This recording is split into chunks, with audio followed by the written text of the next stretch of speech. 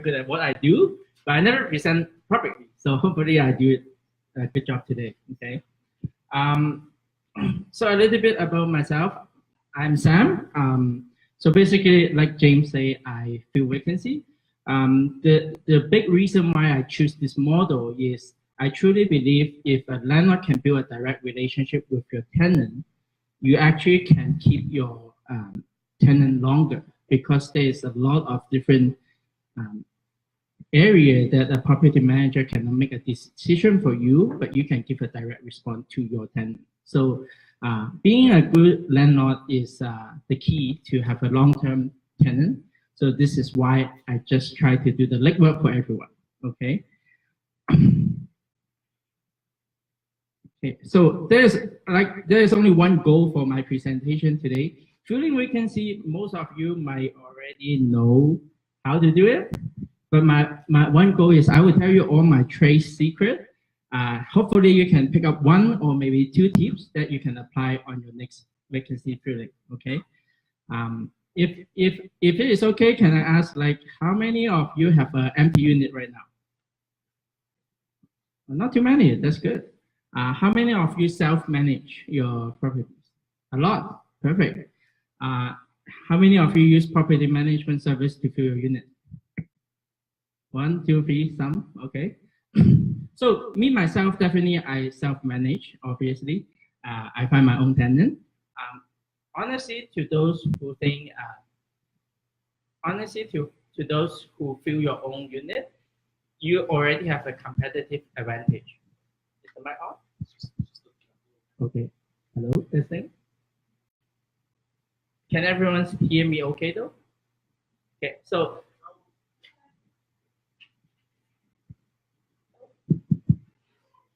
one again. Hello? Oh, okay. It's on and off. Maybe I shouldn't move, right? Okay. So what I'm saying is like if you are self-managed, actually you have a great competitive advantage compared to you have a property manager to do it for you. There's a lot of extra stuff that you can do actually to fill your vacancy. Okay. So we will actually jump in. Well, wait a minute. Before I jump into my presentation, because I know our experienced lawyer Barry McGuire is here, so I do have to put up my disclaimer first. Okay. Just in case, okay? So today I'm no one special, I'm just a landlord like you and me. So I'm sharing you tips that work for a landlord, okay? I specific only do single family houses, so I don't do any multi-family or apartment buildings. So my tips work very well for single family house setting, but it might not work too well for multi-family, okay? It's just my way, it's not the only way. So just listen to it and then it's great. Those tips are great, but use it at your own risk, okay? So we get the legally thing done. So we'll go into the presentation, okay? So obviously we talk about how to fill rental vacancy. Most of you are experienced landlord already know how to do it. You know the basic 5 step is like create a good ad, post it online, do your showing, screen your tenant and properly, and then make sure you sign a lease, right? So those are the basic steps I'm not going to go through because like if I continue like that, you will just sleep in the next 5 minutes, okay? But today I will actually go through the first 3 steps very details so that we fill your vacancy is not only filling it, it's filling it faster. That's the keyword for tonight, how to do it faster. Okay, so I will only cover the first 3 steps. But if you have any question about like how to screen a tenant or how to maintain your tenant, I'm very experienced with that. And if you have a question for me, you can ask me afterwards. Okay. Okay. So what is a good ad? Is this a good ad, like a newspaper ad, right? What about this one? It's a little bit small, right? 5-bedroom. You packs for rent, and then you have a very dark photos, right? What about this one? Maybe this is a good ad, right? So this is they have nice photos. The header, if you cannot see, I'll read it to you, is newly renovated basement, okay? And they have some good details on the description. So my point here is, it might be a good ad, but it might not be an effective ad for you to attract your tenant. So I will go into that in a minute, okay? But just remember this ad for now, and then I will tell you why I think there is improvement on this ad you can do, okay? Okay, so let me ask you another question now. How many of you have actually pretend you are a tenant and try to search a rental ad yourself? Okay, so that's a very good step you have done that, because like if you don't know how your tenants search the rental ad, how can you tailor make your ad become it's easier for them to search, right? So I just use Kijiji as an example. This is what they see on Kijiji website. Okay, so basically what you will see is one photo, okay, and then you will see the headline, a price, right, and then the body of the description, right. The trick here is if your ad at this point you cannot attract them to click into your ad, basically they won't see your ad, right?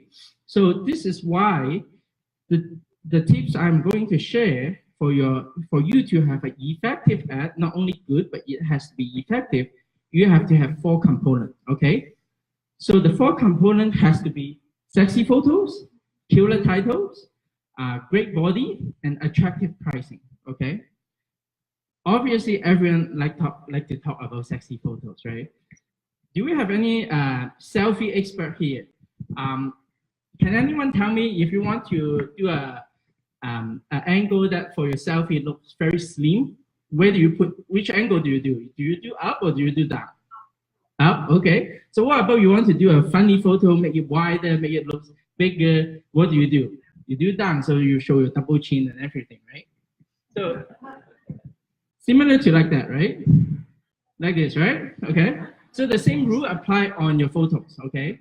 I see a lot, like I think it's worth to mention again and again is like, guess what? Like you will see all day long on Kijiji, the photo sucks, right?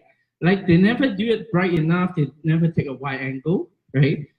Even if you take it from the daytime, make sure you turn on your lights, right?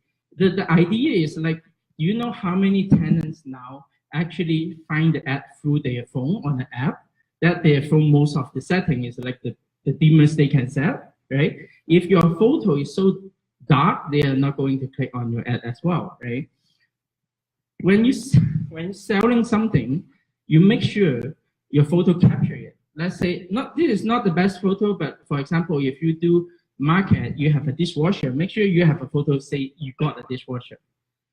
In a basement, in a basement unit, it's even critical. Make sure you have an angle that can show a window, right? People care about those stuff. I have had that like once, like I forget to put a window, a photo, an angle that have a window. People will respond to me say, "How come your basement suite have no window?" Right? So those matter. So you need to make sure you have a good photos, and your photo has to be meaningful. Not only that, your photos has to be arranged in an order. Your first one definitely is the most important one. So make sure it's nice, and wherever you're trying to sell, you present in that photo. Your second and third photo is very critical as well, because the next step when they click into your app, most of the setting, for example, Kijiji or Run Faster, you will see 3 photos and then plus extra photos, right? So the 3 photos, you have to sell your house already to make sure they come for a showing, right? Okay. So that's the sexy photo, right? What about a killer ad titles? Okay. You can see like the second ad, like 5-bedroom duplex for rent, right? Your title actually can put a lot of description there, and make sure you use every single space you do. If you need to use short term, no problem. Like I always do that is like if I'm doing a basement unit, I do BSMT, right? People understand that. And then it's critical too, because actually it's a screening tips that I can share with you so that people don't call you and expecting it's a full house, right? And then if they call me, say, hey, I'm interested in that unit, is it a full house?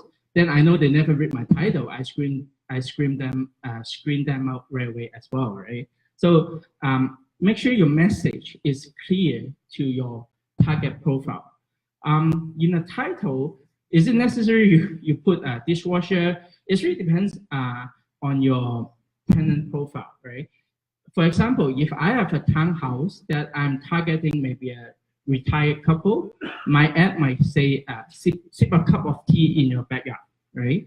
If I'm targeting more budget tenant that want a fancy basement suite, I would say newly renovated basement, right? So it really depends on who your tenant you want to attract to and put down your message in the title, okay?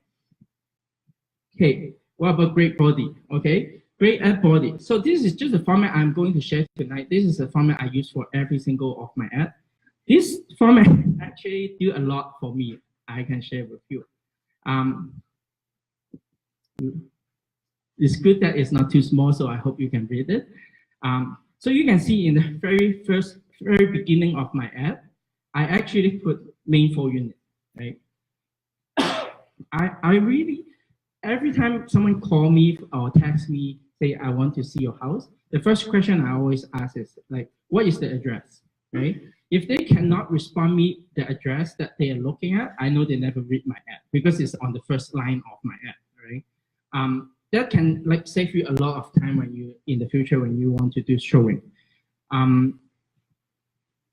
Pet as well. Like if you accept pet, I would highly suggest you not to put a pet fee. Just say pet welcome. I will explain it a little bit later in the presentation. But like just write something that the key message in the very beginning. I'm telling you, most of the tenants when they read the ad, they only read the first couple of sentences. They will never go too far. And then just understand when you write an ad, what do you want them to do? You want them to call you. So you make sure you have a line, say call to action. Basically, that's what we call, right? Make sure you put your contact there. I personally put a cell phone on there just because I like people texting me. If you are like, I can tell you right now, if you are those landlords that only respond to email and never pick up the phone or respond to text, you actually screen out a lot of your potential lead, okay? I understand sometimes property management company will do that just because they have high volume, but this is where we as an owner have the competitive advantage that we only have 1-2 units, then we are able to manage those leads, right? Response is a very critical response is a very critical reaction that you have to make it rent faster, okay?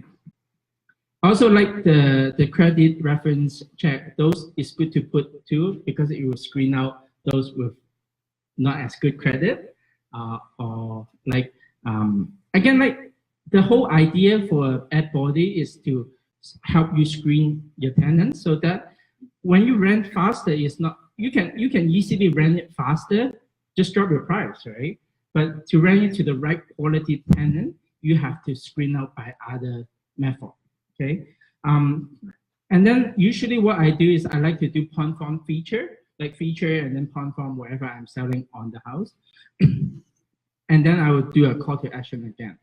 If I do feel there is a need that I have to put a small paragraph that write a story to give some feeling for the tenants, I will do that after that. But I can tell you 90% of people won't see it anyway. And make sure when you write your ad, don't only say feature, also mention the benefit, right? When you say only say feature, I can tell you 90% of the ad have the same feature. You have to make them feel like home so that they will come to see your place, okay? Another thing about pricing, especially in Kijiji as well, we'll go deeper when we talk about Kijiji. Just basic pricing psychology. You don't want to do the round number. You always do like $1 or $2 less, so it looks more attractive, right? With pricing, especially in a splitter house, sometimes you're including utilities, sometimes you don't. Do you put it in the ad make a difference too? And I will cover that again when we in the Kijiji section, right? So about the pet fee, right? The reason why just now I say I never put the pet fee on the ad because actually pet fee is one of my screening tools to screen out the tenant that I don't like. If some tenant that I don't like, but they have maybe a dog, I tell them $100 for the dog. They will screen themselves out, right? If a tenant that I feel they are really good, I want them as a tenant, sometimes I will make a discount, maybe instead of $50, I will say $25, right? So this gives you the flexibility to play with the numbers, basically. Another thing about incentive, I'm not a big fan of incentive, especially on single family house. I personally think incentive is you attract a lot of tenants that like to bargain with you. If someone like come straight to me and start bargaining, I can't imagine through the yearly term how much stuff they will ask more, right? I personally think incentive works very well in apartment building, not because it can attract the tenant, it's just because you're competitor doing it, so you have to do it. In a single family setting, I don't see the need to do it because you can always sell other feature to compensate the incentive. Okay, so we just cover what is a good ad or effective ad, right? Then we want to learn a little bit about where you put your ad. Obviously, you're an experienced landlord, you know this is the 4 most common website to put your ad on. I'm not going to go very basic details on how this ad works because mostly you can figure it out yourself. I will just tell you what my top tips on this type of ad and try to make sure you understand how this ad operates. Just saying in my presentation, I say you put your ad online, right? But don't discount the like for rent sign on your lawn, right? Those work very well too, but not for suite house, okay? You don't want people call you, is it main floor, basement, or is it full house, right? It will work very well if you have a full house rental, right? Or very mature neighborhood, lawn sign work very well. So don't discount those. Today, I just want to talk about online, okay?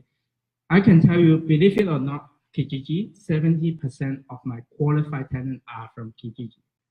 How many of you will say like Kijiji never worked for you? Or you have good success with Kijiji? Like it's frustrating. Yeah, definitely. It's expensive, very expensive. For Kijiji? Oh yeah. Oh, I'm going to cover that too. Okay, so unless you can sit all day and repost your ad. Yeah. So that is trick, and this is what I'm going to share with you. Okay. So just some basic framework. Kijiji is on a list base. Okay. So basically, when you post your ad, you jump to the top, and then you get pushed down right, as people posting the ad. It actually works very well for suite house, townhouse, and duplex. More or less because the user base is more, I would say, trade worker, blue collar. Those they are more budgeting lower price house. And when I'm done, I will go back to, you might actually get higher price than competitor on Kijiji, other than like, even though it's price sensitive, but you might actually can get higher price on that too. I will go back to that, okay? So basically, guess what? Like this is a screenshot of the list of the Kijiji. When you have someone like that trying to put a fake ad on there, guess how fast your ad will get pushed down, right? So basically, the ad is like 3-bedroom main floor, no photos, and then what HF, GF, something like that, right? So this is the reason why Kijiji don't work for you if you don't know how to use the Kijiji properly. And you just now you say like it get more expensive now, okay? I did capture that, okay? It's a little bit small, but basically it's like they have different feature now, like say top ad, highlight ad, urgent ad, or something called bump up ad. So basically, just a quick summary is like it costs money, $7 a day. And what they do is like, for example, like a bump up ad, they will bump it up to the top for you every 3 days. and then each time is like around $8. Okay. My issue is if my ad wait until 3 days, I already in page 90, right? So that bump up feature doesn't help too much. Urgent ad is just a red tag on the left top corner, which, like, again, to me, when you say urgent, you give a feeling to the tenant that you are desperate. I don't like that as well. Top ad is something I will cover more today. Is like top ad is like in a search page. So my next slide is actually what the top ad is. Okay, so this is a list of the ad. So the top 5 spot is the top ad. Okay, so why I know that, because I just look at the day where the red arrow points. It will show older day. And then I just, when I developed this slide, I just repost my own ad, and then it will show like 2 minutes ago, right? So basically the structure of the top ad is the first 5 spot is reserved for top ad. And every time you click on the second page, the first 5 spot is reserved for the top ad. The problem comes if, let's say if you pay for that, let's say you pay for 7 days, I think $70 now. So in the very top left, you can see top ad see all. So if you click into it, you can actually see there's 226 top ads. So there's 226 people pay for the top ad, and you are fighting 5 spots with this 226 people. The chances that it will really pop to the top is, I don't know, right? So to me, it's really not worth the money, honestly. If you look at the more specific category, like for example, the house rental, there is still a good 45 people pay for top ad, right? So, and this number change every day too, by the way. Okay, what about look at the app? Like everyone don't look at Kijiji website now. Most of the time they look at Kijiji app, right? Kijiji app, basically they have the first, even worse. The first 2 spot is for the top ad. And then maybe when you scroll down, once in a while, they insert another 2, right? Again, like when you compete with another 226 people, what is the odd or the chance that you are featured in the top ad, right? To me, I never use it. It's your choice, but definitely not suggest, okay? So basically how I know is if it's an up arrow, that's the top ad. And then if you just post the ad, you will see it 3 minutes ago, something like that. Okay, so in here, I want to actually walk you through how a tenant search for an ad if you've never done it yourself, okay? I think it's very important for landlord to understand that. Then now you know why. Like we are very expert on posting ad.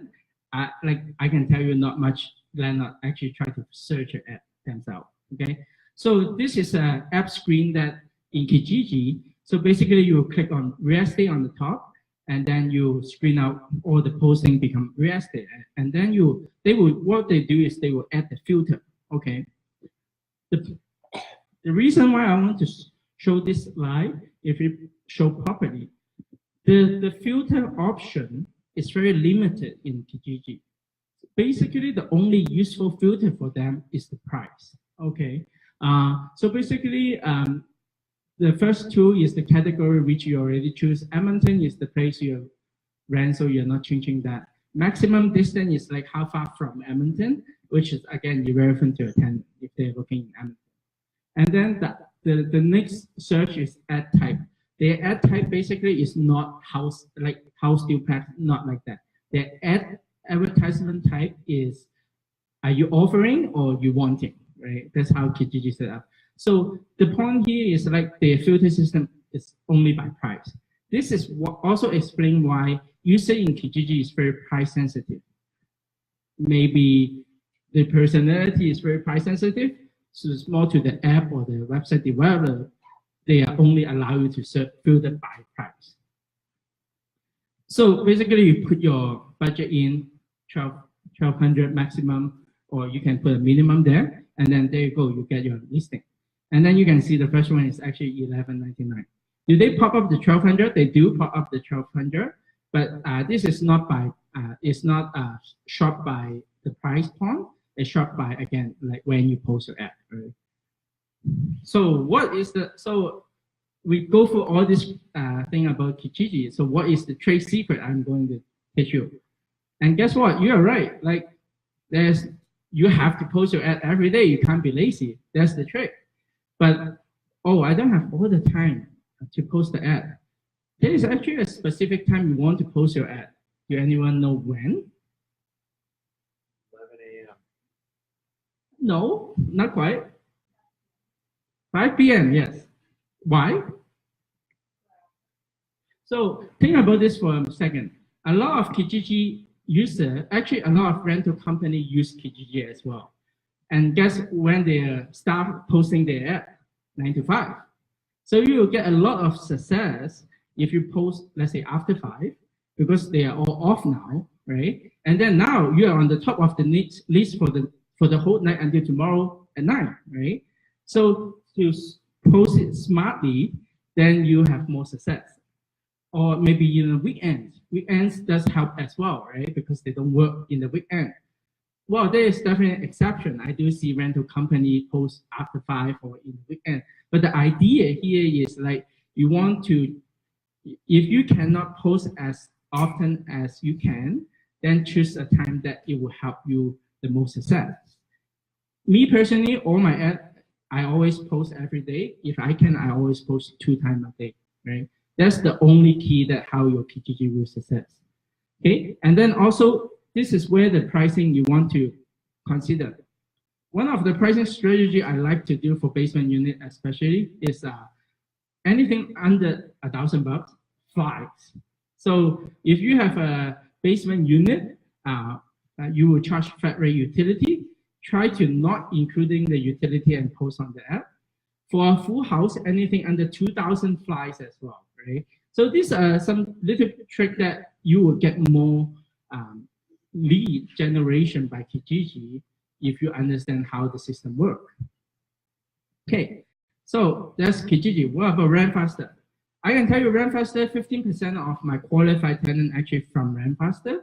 And then, so Rentfaster, as you know, they are map focused. They are on the map and then people. So the user are very neighborhood focused, and then especially they want to live in a nice neighborhood, they will search in Rentfaster. The user base is more higher education, white collar user base.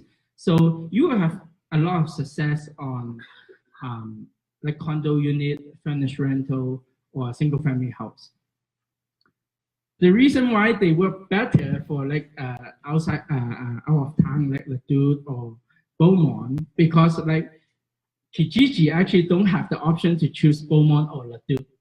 Kijiji only have the option to choose, I think, Edmonton surrounding area, and Strathcona area, something like that. This is why if you have properties outside Edmonton, Rentfaster is a better option for you as well.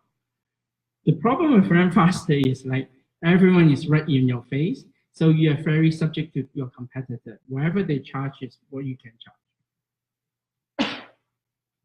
Am I running too long? Okay. Okay, so this is just how it looks. The filter system is a little better. You can screen down to like what type of properties. Okay. My top tips to Rentfaster will be, it do cost you money. It's $35 per ad, but actually it's free renewal.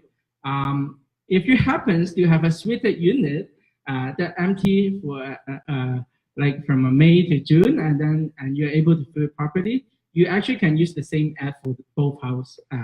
Just you have to change the setting from main floor to basement. You don't have to like do the everyday posting, so it's there. I really want to share these tips. It's nothing to do with filling vacancy, but it's very good for out of town if you are buying a house that you are not familiar with the neighborhood. It's a great tool that you can check the street rent, and also like when you go into an ad, there's a tab called community. Actually, it tells you how far is the school away from that house, and it will tell you what bus go to that neighborhood, right? So those are very good website I always use when I try to purchase a house. And then rent bought is 5%. With the limit of time, I'm going to skip a few slides now. Basically, rent bought is great if you have a furnished unit or you have out of town unit as well. The reason being is rent bought actually, this is how it looks like. And then rent bought actually posts synchronize automatically to 9 other websites. And most of this website is for very famous on other province. So you actually get a lot of traction from out-of-town tenants who try to move into Edmonton. So if you have a suite, furnished suite, you will do really good in rental. I personally don't have furnished rental. That's why it's only 5% of my success rate, okay? The last one, Facebook, okay? Facebook getting very popular now, but the quality, most of you already know, is really bad, okay? The reason being is a lot of people on Facebook that respond to your ad, they are not necessarily rented. They may be was a renter, they just like to comment. They just like to put their opinions out, right? But Facebook is great because like most of the user base, again, is generation X, Y. Those are the working people, right?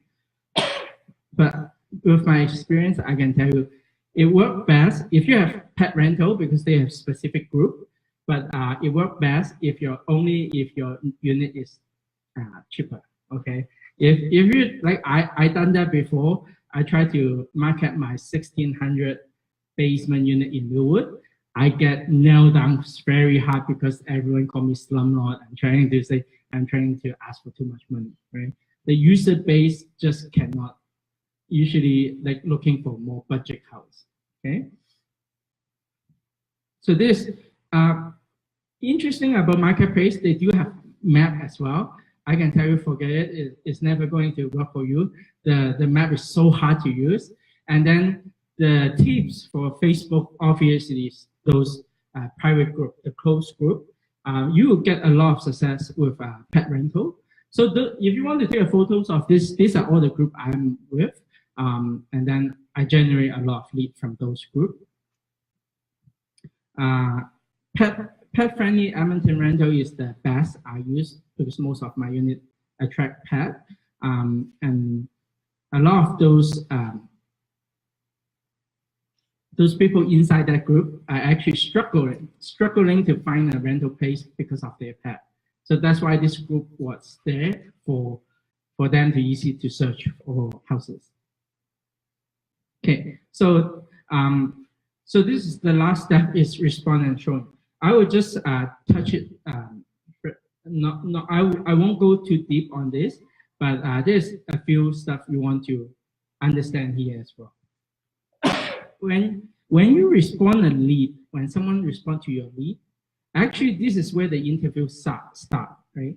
But I'm talking is like the tenant interviewing you, not you interviewing the tenant, because like how fast you respond to their ad. Do you respond them in a professional way that they already have something in their mind, say, hey, what type of landlord is this, right? Obviously, the same like the concept two side, we are doing the same thing as well. I use this as a matrix to see if they are fast respond tenant. They also want to see, are you flexible on showing? It also tells them like, if you're flexible on showing, that means in the future, if I need you, you can be there. Maybe a property management service is very busy. They can only show in certain time. Then they might think, oh, maybe in the future, there's only certain time you take care of me, right? And also, like when you respond, you want to be very professional too. By saying that, like, you want to be flexible, but you want to hold a certain standard. I personally don't answer any lead after 8:30 because that's my rest time. And you don't want to do that so that you train your tenant in the future, keep contacting you after 8:30, right? So those are the little trick that you want to still, as an owner, but you